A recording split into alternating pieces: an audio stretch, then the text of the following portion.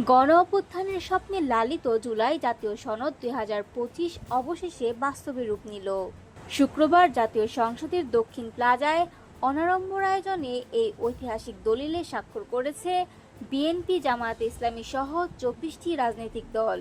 উপস্থিত ছিলেন অন্তর্বর্তী সরকারের প্রধান উপদেষ্টা ও জাতীয় ঐকমত্য কমিশনের সদস্যরাও।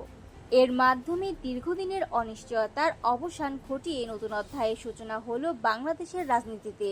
অনুষ্ঠানে জানানো হয়, এই সনদ কেবল রাজনৈতিক চুক্তি নয়, এটি নাগরিকদের সঙ্গে রাষ্ট্রের একটি সামাজিক অঙ্গীকার। প্রধান উপদেষ্টা ডক্টর মোহাম্মদ ইউনূস একে আখ্যা দেন নবজন্ম হিসেবে। তার ভাষায়, এটাই নতুন বাংলাদেশের সূচনা, বর্বরতা থেকে সভ্যতার পথে যাত্রা। রাজনৈতিক দলগুলো ও ঐকমত্য কমিশন অসম্ভবকে সম্ভব করেছে।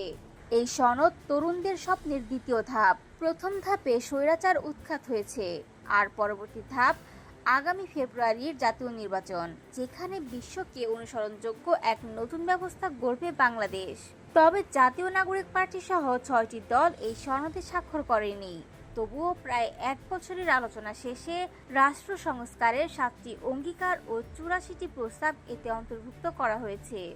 আগামী 31 অক্টোবরের মধ্যে এসব প্রস্তাবের বাস্তবায়ন ও আইনগত সুপারিশ জমা দেবে কমিশন।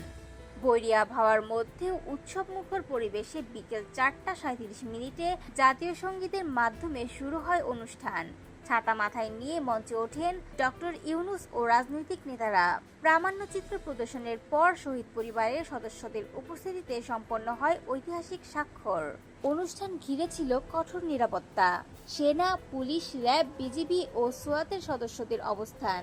সামান্য বিক্ষোভের ঘটনা ঘটলেও পরে পরিস্থিতি স্বাভাবিক হয়।